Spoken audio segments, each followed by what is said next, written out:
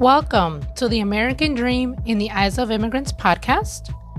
I am your host, Heidy De La Cruz, and I am on the mission to change the narrative of immigration, one immigrant story at a time.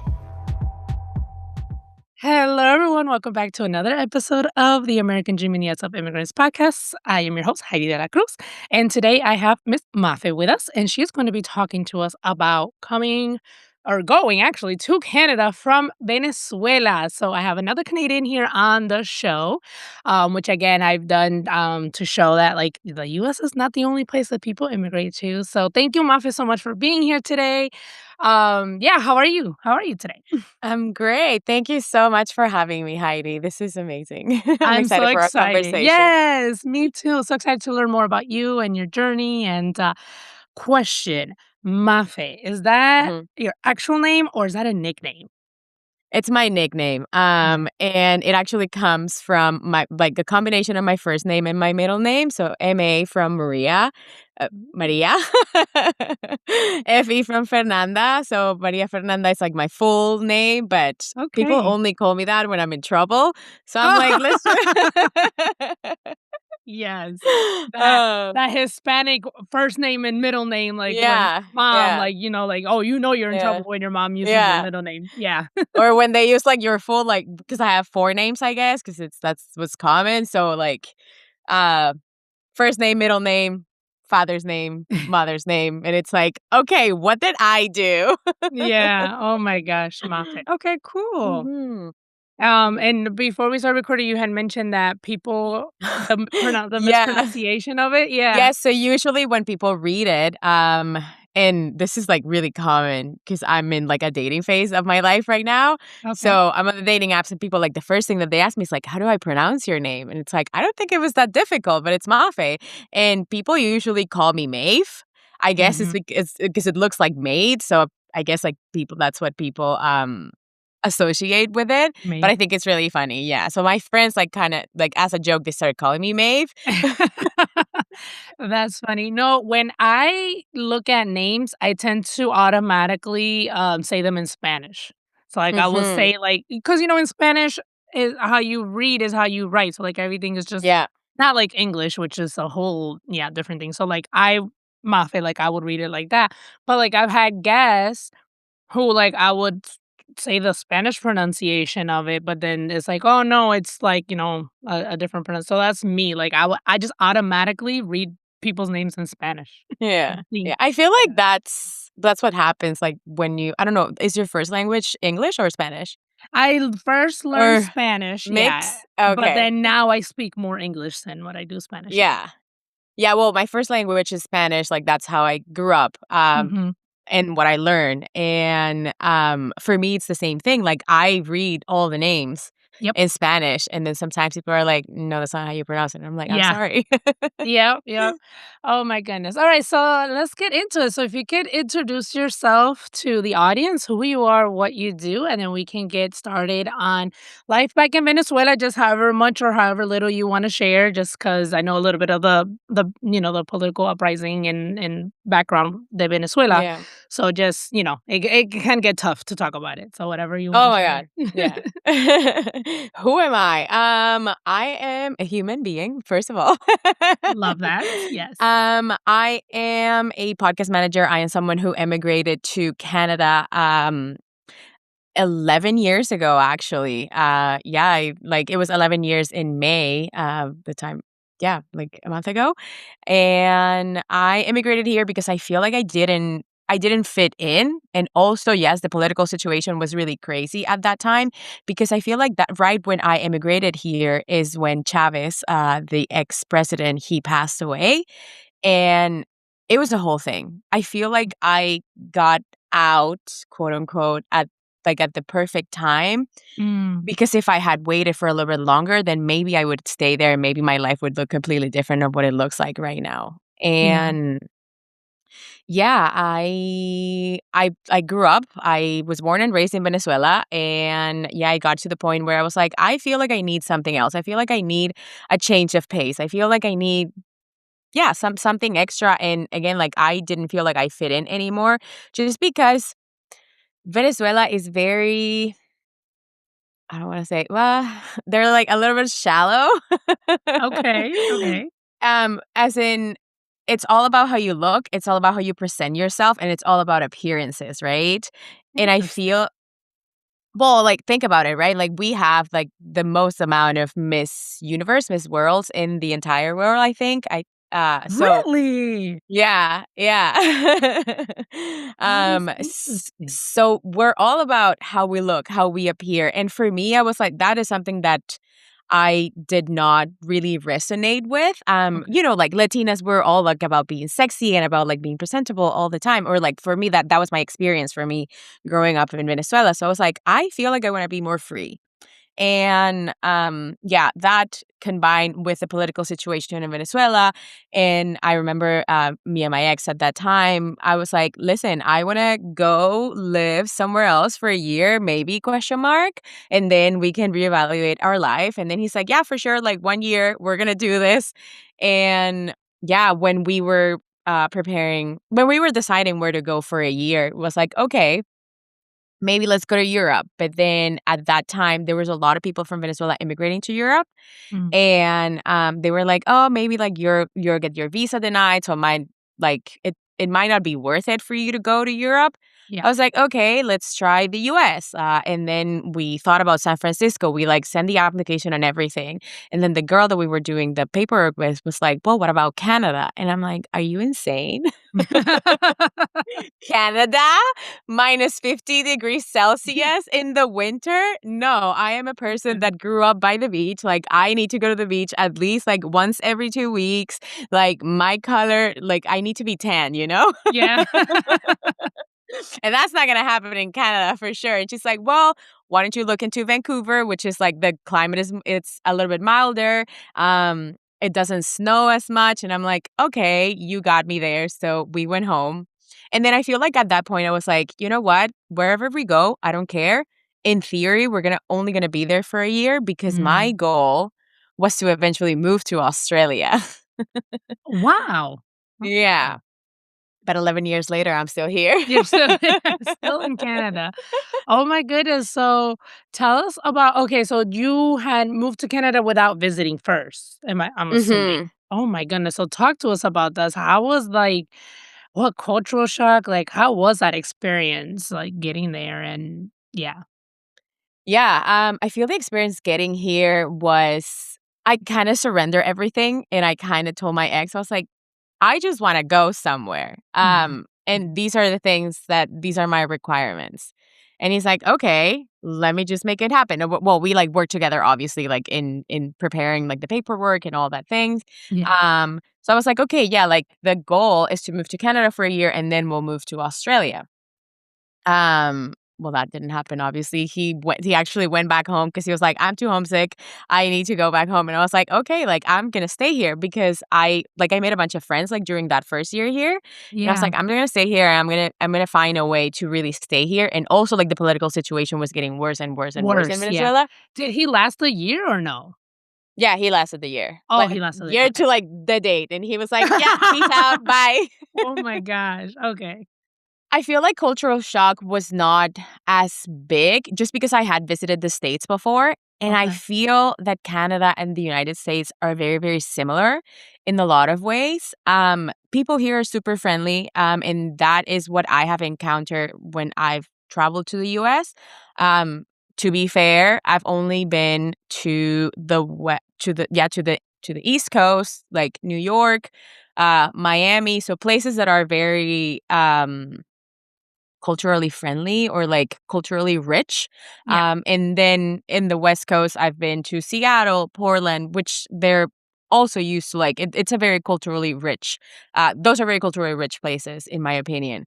So, for me, the cultural shock wasn't as big because I have already experienced those things, but also, like, living here, I guess it's, like, different when you experience that as a tourist and then when you experience that as, like, Mhm. becoming a local, right? Yeah. For me, like, my biggest cultural shock was the weather. Mm. The fact that I'm in the Pacific Northwest, so it rains, I don't know, I think it's like 200 years out of the Oh my 200 days out of the god. year or something like that. That's a So lot of rain. Yeah, it's a lot of gray days. Yeah. Well, that just reminds me of, like, the winters up north because I grew up in Michigan, so it's like in Mm. the winters, literally gray every single day. Oh my Yeah. Yeah. So it's like so you're constantly chasing the sun, and the minute that sun comes out, it's like, "I need to be outside." Did you deal Which with, like, seasonal depression?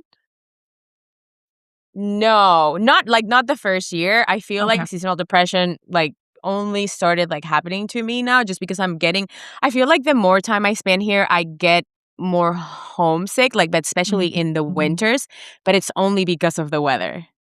Yeah, Okay, 'cause okay. it's like it's great all the time, and you have to wear, like, so many layers, and I remember when I got here, it was May, and I remember wearing, like, jeans and, like, Ugg boots and, like, a big jacket, and now I'm, like, wearing shorts and a tank top, Yeah. and I'm, like, 17 degrees. I don't know how much is that in it's, like, probably, like, 75 Fahrenheit or something like that. Oh, and It's like, "Oh, yes, this is, yes, like, because it's perfect Celsius over there, yeah. weather." Oh my goodness. Oh, okay, so 11 years later, you're still there, you were planning to be there for a year, so what kept you in Canada? Honestly, like, the connections that I made and the friends that I made. Aw. Yeah, I became really close with, like, well, she's my best friend still to this day, and now she has kids, whatever, and I'm, like, the godmother of her kids, Aw. and yeah, it's that I feel like in a sense I was trying to find my way home, and I found that in the friends that I made here. So we have, like, a really cool community now. Um and yeah, it's just like it's really it's really fun to see, like, to look back and be like, these are the people that I started my journey with, and I'm still with them. Oh, that's So, yeah, beautiful. it was definitely the people, and yeah, I was like, "Sure, let's see what Canada has to offer." Oh my goodness. Okay, and I know that you had mentioned about after that year, like, the political things got worse in Venezuela. Have you been able to visit or no? Yeah, I've been once, and I think it was right after COVID. I got really, really homesick, and I think they were kinda, like, opening the borders because it's very complicated to get there because they like, all of the political Mhm. relationships that they have, they're trash. So there's only so many places you can fly to Venezuela from, and it changes. Oh. It changes every single year, every single month, like, it's different. So, like, when I went there in 2021, you Okay. could only fly to Caracas, which is, like, the capital, from either Cancun, uh, Dominican, Panama, and somewhere else, like, somewhere in Europe, like Turkey or something like that. Mhm, Which mhm. but then obviously, like, it's changed now, like, now you cannot fly from like, now you can fly from Colombia, which is, like, for me, it's easier to get to Colombia, and most of my family, they were originally from Colombia, they were immigrated to Venezuela, but then now they have, kind of moved like, some of them have moved back to Colombia, so that's where I usually go visit them. Oh, okay. S so I grew up, like, in both places, so, like, to me, both places feel like home, but also Venezuela Yeah. feels more like my home, like, that is, like, where I grew up, like, that is how I identify as, even though there's a little bit of Colombian in me, you know? Yeah. Yeah. But, yeah, I got really, really homesick in 2021, and I was like, "I wanna go, I wanna go, I wanna go, I wanna go," so I ended up going, and it was amazing. Like, it was so amazing, but it also I feel like in a way, like, I had, like, a reverse culture shock because I had not Mhm. been there for 7 years. Yeah. So it's a long time, and it's like you're so used to doing life one way, and then when you're there, even when you're on vacation, it's like, "Yeah, this is home, but it's not home anymore." Mhm. So it's a really weird feeling, and to me, what was most shocking was I felt that some places got stuck in time, Oh, but wow. then while others just are really, like, developing and growing, and so it was really weird to see that contrast. Yeah, yeah. Yeah. I was gonna, ask if, like, was it, like, a drastic change? 'Cause, some guests when they go back home, it's either one or two things. Either it's like, oh my God, things had changed so much that it like and nothing seemed familiar, or like you said, some guests say it's like, well, it feels like it's been stuck in time. Like everyone's doing the same thing, everyone, Yeah, But so I wanted to ask about your experience. But you mentioned that like it felt like it was like stuck in yeah. time. And for me, like, not so much the people because most of the friends that I had back home have immigrated because of the situation in Venezuela. Yeah. Mhm. So, for me, it was really more like going back to my to my actual, like, apartment where Oh. I grew up where I Yeah. grew up at. So it was really, like, that reconnection with, like, my younger self and, like, showing myself, like, "Yes, you did it, like, you made it. Now you have, like, a Mhm. beautiful life where you are," and yeah. So Yeah. it was a really reflective, like, trip for me, and Yeah. I would love to go back. I absolutely love to go back. Like, I want to eat Venezuelan food. I Mm. want to, like, go to the beach there because it's just amazing. I love your guys' arepas. I love your Yeah. guys' cachapas. I love your guys' tequeños. Oh my god. And See, the because and there's you're a in bunch of Florida, right? yeah, I was Yeah. about to say there's a So bunch many. of Venezuelans here, but also, a lot of Venezuelan restaurants and bakery, and I'm just like, "Oh, I love the food." And I'm so then also, jealous. like oh, I know I'm spoiled here in Central Florida because I was gonna say, like, even Colombian, like, there's, like, a lot of similarities, So it's just like like, randomly, I'll tell my husband, like, "Oh, I wanna go to the bakery," so we either go to, like, a Venezuelan or a Colombian one too. Oh, It's oh, yeah, I wish we so had good. more restaurants here for sure. Like, there's a few that have pop up, and then obviously, like, the Latin stores have grown a lot, and they have, like, so many products. But I Mhm. remember, when I first got here 11 years ago, like, if I wanted tequeños, like, I had to do them myself because you couldn't find them Yeah. anywhere. And now you can Wow. find them, like, they're a little bit expensive, but I'm like, I'll splurge because Mhm. they're so good. They're so good, yes. Oh my goodness. So let's switch gears to your business. So you mentioned Mhm, earlier you are a podcast producer. So mhm. how did that come about? And you also host your own podcast too. We can Yes. definitely get into that. So hosting my own podcast, well, being a podcast producer kinda, like, led into me hosting my own podcast, but let me tell you the story about that. Oh, So okay. Okay. so 2019, before COVID, I don't I was talking to someone and I was like, "Oh, like, I kinda wanna make more money, but I don't wanna," because I was in the serving industry. I was in the hospitality industry, and I was working as a server, and at the same time, in the same restaurant, I was the office manager, so I was, like, doing those 2 things at the same Wow. time because, well, the office manager job was part-time, and that was going to be part of that was gonna help me apply for permanent residency here in Canada, so, like, I kinda had to do that job, you know? Yeah. Mhm. And then the servant job, because the office manager job was not, like, full-time, so I had to, like, supplement my income with that. So I started talking about someone, she and to this day, like, I still talk to her, and she's introduced me to so many people, and she was like, "Well, why don't you look into, like, being a virtual assistant?" And I'm like, "Yeah, maybe, like, let me look into that and see." So I started looking into it. I was freelancing. I was doing everything, like, from proofreading to editing to, like, formatting, like, presentations for, like, other people, and I remember 2020, lockdown happened, whatever, and I'm like, "You Mhm. know what? Like, I have time, so let me just go all in into this, like, on top of, like, my job that I had at that moment," and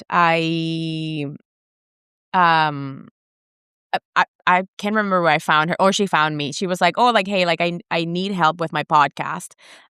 Do you feel like you wanna edit?" And I'm like, "Hey, like, I've never done it, Mhm. so I'm gonna give you a discounted rate, so yes, for sure, like, I'll look into it," and I completely fell in love with it. I'm like, Aw. "This is my calling. This is what I'm supposed to be doing," like, making people sound so much better. Yeah.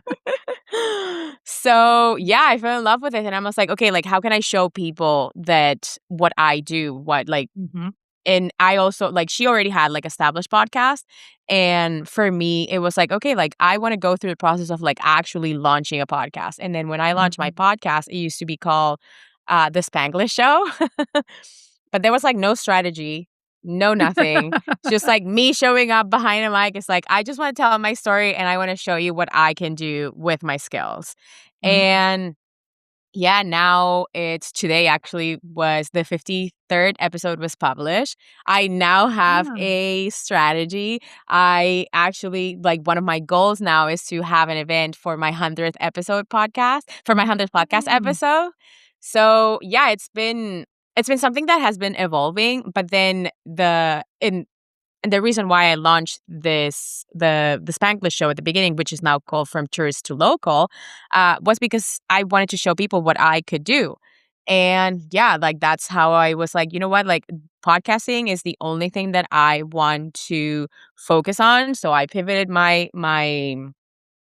services. I literally was doing everything. Like I had a social media management client and I was Mhm. like, hey, like I'm not gonna do this anymore. But if you want a podcast, if you Yeah. want to launch a podcast eventually, let me know. So yeah, there was that. So with the pivot came obviously like that transition of like I kind of lost all my clients, but like not really. Mm. Because like new ones came in. And yeah, that's what I'm doing right now. So you've been doing this for 5 years. Mhm. Mhm. Wow. Full time? No. Oh, okay. So so I was actually doing it. So I actually took a break from I like to say that I took a break from life on 2024 because I Okay. was like super burnt out. So Yeah. I basically like stopped my business. I stopped my podcast. I did not publish a podcast episode in 2024. Well, there was only one that was published on December 31st of 2024 because like in 2024 there was a lot of things that happened in my personal life Mhm. and I was just like super depressed. Then my my job was really demanding, Mm. and for me, it was a year of like reflecting in like a mirror, like look at myself in a mirror and be like, is this what you really want? Is this what you really Mhm. want to be doing? Because my day job was in accounting, Oh, and yeah. different. um yeah, oh, very, very, Yeah. very different. This is very creative. That was all like Yeah. Yes. math, use your brain and stuff like that, Yeah. which I enjoyed. Um, and it was with the same company that I was serving doing the office manager. So I was with the company for Okay. a very long time. So it was like kind of like a natural transition. And they obviously wanted to put like effort and their time, invest their time into me like becoming like growing in the company, right? And for a moment I thought that that's what I was going to become. I was like, yes, I want to become a like a controller and eventually like a CFO. And then I was like, I need to go back to school for that. That's not Mhm. what I want. Mm. So Mhm. I started thinking about that and I talked about it and I talked about it and I talked about it and I talked about it so much with my friend, with my best friend that we also like work together, not the same best friend, but like Mhm. my other best friend. Okay. Um, so she was like, well, like, yeah, maybe this is your sign that you need to go like full on into like entrepreneurship. And I'm like, yeah, maybe like, but how do I do that? And then December comes around, I'm in like disaster.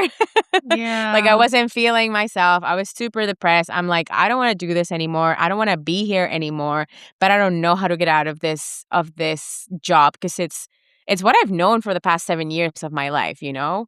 So Mhm. how do you make that jump? And financially like I wasn't very like stable, so it was obviously like that is that is a factor that you have to consider when you go full time into like entrepreneurship. So January comes in and I'm like, it was supposed to be my annual review at work. And I remember, oh my God, I remember this like so clearly. So he had like my boss had set up our meeting for 10 a.m. on a Thursday. And then I don't know why, for some reason, like that day, I woke up 3 a.m. and I was like, I remember that I was waiting for an email for like a company in the UK, like at work. And I checked my work email at 3 in the morning. And then I saw that my boss like changed the meeting to like 4 p.m. And I'm like, oh, this is it. Like I'm being let go. Oh, no. Yeah. And my best friend, she was like, no, I don't think so. Like he probably has like another meeting or something or whatever. And I'm like, I can feel it. I can feel it in my gut, but sure, like I'm just gonna go in as if like nothing happened. I'm still like it's gonna still be like a days of work, whatever. Mhm. 4 o'clock comes in, and then I see him, like, walking to, like, where the meeting was supposed to be with, like, a piece of paper, and I'm like, "Oh, yeah, it's happening." So he was like, "Hey, like, we don't think that this is gonna work anymore because, also, like, they needed someone more senior in my position and someone that, like, really knew and, like, was really invested in, like, growing with the company." And I was like, "Yeah, like, I have nothing to say." So I left. And from that day, I was like, "You know what? Like, I don't wanna work for anyone else. Mm. This is what I wanna be doing. I wanna be focusing on myself. I don't wanna go to an office. I just wanna spend time with my dog. I wanna have, location freedom," because that was one thing that, yeah, you can work remote, but then at the same time, there are so many things that you need to be able to do your job. Yeah. And I'm like, "I just want my laptop and my headphones and a microphone, and that's it." Like, that's literally all I need. Yeah. And honestly, the best thing that could have ever happened to me was them, like, letting me go from that job. So I was gonna say, it was like the push that you needed to be able to go full time because you were saying that, like, you didn't know how to do it and things like that. So, like, it was like, "Okay, well, then there's your sign." So it's like a blessing Yeah. in disguise. Mhm, mhm. Like, Yeah. I cried a lot, but it was like No, of I almost course. felt relief, right? But then, like, you cry a lot because, like, there's that version of you that you have to mourn The almost, grief, and yeah, yeah, mhm. and I then mean, you you have to, had like been with that company for so long too, yeah, so it's a big change, yeah. exactly. Mhm. And I feel like the same thing happens when you, like, immigrate somewhere new, like, Oh, yes. you have to leave that version of you, the version of you that you've known for so long, and you Mm, need to, like, almost become, like, someone new because and I always say this, but I feel like I have a completely different personality in English and Spanish. okay. I'm me in both of them, but I say things in English, or maybe it's because, like, how I grew up, like, how I learned English, like, very like, I learned English from yeah, my parents were really proactive, so, like, my, like, after school, activities were, like, English school, so I used Okay. to go to, like, an English course, like, after class and whatever, but, movies is, like, how I learn English, TV shows, like, always English with English subtitles, so for me it's almost like I was trying to mold myself into that identity somehow, Mm, mm. and I remember when I first moved here sorry, just going back to, like, the No, whole you're story. fine. Yeah. I remember I first moved here, how we moved here was, we came here and we were supposed to do, like, a co-op program, so it was, like, 6 months of English school and then 6 months of working, and, I remember that when I sat down with, like, the counselor at that school, he was like, "I don't have anywhere to put you. Like, you can speak Mm. English really well. Why are you here?" And I'm like, "Oh, I just Yeah. wanna sound like a local." So that was my goal, right? Like, to fit in so much that I wanted to become, like, a local. And now that I am, I'm like, "Please tell me I have an accent because that's the thing that makes me me." Yeah. Oh my goodness. Well, that's cool though that you were able to learn English back home and that your parents had put you in, English after school, activities and stuff. Because I really wish we would emphasize a second language here in the United Mhm. States. I speak with, I speak with guests from literally all over the world, and they Yeah. all mostly know multiple languages. And then I remember one guest I was asking her, I was like, "Wait, so how many languages?" And she was like, "Only 3." I'm like, "You just say that, like, only 3?" But then in my mind, she did mention that her husband spoke 5. So I was like, "Okay, I can understand that, Mm. like, your husband has, like, 3 Yeah. more languages on you than." But it's like, I really wish we would emphasize that in the United States, like, from, young, teaching kids, another language because it's just it develops the brain more and things Mhm. like that, so but that's And it's cool more though that fun. yeah, definitely, for sure, and then the great thing is, like, when you forget a word in English and in Spanish, and then you're like, "I don't know what language to speak because I can't remember either or." Yeah. Happens to me more times than I, would like to admit, but, it's part of being bilingual. Oh, 100%. It's like I'd say it's like we're bilingual Yeah, exactly, because it just leaves yeah. us. And crazy because just yesterday, my dad wanted me to, like, translate for him, like, a page and a half of, like this book.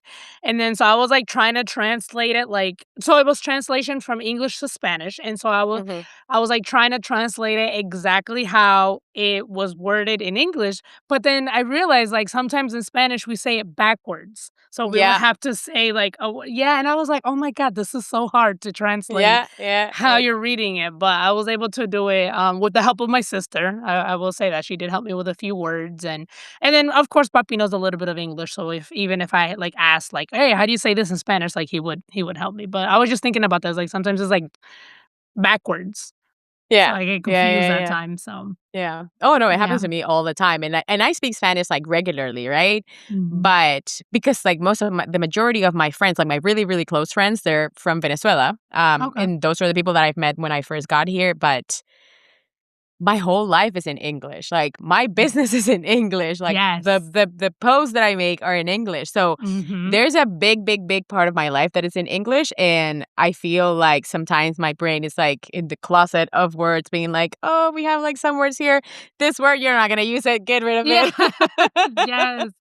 I had a friend suggest to me to like, cause I help people launch their podcasts, and things Mhm. like that. So I had a friend suggest to me to like, market to Spanish speakers who want to launch their podcast and like, and I'm like, oh my gosh, that would be like a really cool, audience to tap into. But then again, like you said, my whole life is in English, so it's like at work is English and my podcast is in English, and so I was like, I don't know. I'm like, I know Spanish, but then I feel like I'm not as confident to, like, interview in Spanish or, like, Mm. like, I'll end up speaking more Spanglish than anything. Like, I told my Yeah. grandma the other day, like, "Hey, I got invited to, be interviewed," though, so I got invited to be a guest on a podcast to talk about my podcast, interviewing immigrants, and then my journey of growing up with immigrant parents, but it's all in Spanish. And my grandma was like, "But you don't know Spanish." I was like, "I know, grandma. I know. That's why I'm freaking out." But then my sister was like, "No, you know Spanish. You'll be fine." I'm like, "Okay, well, if they let me do it Spanglish, then, Yeah. Yeah, yeah, yeah. And I feel like that's what most people, especially, like, immigrants, right? Like, people who speaks, like, both languages, Spanish and English, is, like, what we end up talking when we speak Spanish is mostly Spanglish. Mhm. And, yeah, like, I don't think I've the only time that I, like, speak, like, fully Spanish, and again, like, sometimes I just, like, forget the words, it's when I'm talking to my aunt, like, or people, like, back in Colombia Back or home. Venezuela. Yeah, Yeah. yeah. Same, like, I usually with my parents, I speak full Spanish and my grandma, but same thing, like, se me sale lo inglés, and it's just, like, you just go back and Yeah. forth, and then they Yeah. understand, so it is what it is. Yeah, yeah, yeah. Well, Mafet, thank you so much. You said the name of your podcast, From Tourist to Local. Uh-huh. And I will include that link of your podcast in the show notes and show description. How can people connect with you if they want to connect with you, whether your podcast or your services? How can people reach out to you? Yeah, so if you wanna work with me, I also have people launch podcasts, and, I manage other people's podcasts, so to make sure that you are sounding amazing all the time, you can go to my website, mafesalazar.com. I'm sure that everything's gonna be in the show notes, Yeah. and if you wanna talk to me or if you wanna hang out with me, I'm usually on Threads, or on Instagram, and my username is Mafe Salazar on both of them, and just my first name and my last name, and yeah, that's where I usually hang out, so slide into my DMs. I love talking to people, so Yes, I love that. So I will definitely include all your links in the show notes and show description. Thank you so much for this conversation and for sharing your story. And yeah, I appreciate it. Thank you. Yeah, no, thank you so much for having me. This was amazing. Thank you for listening to Mommy Podcast.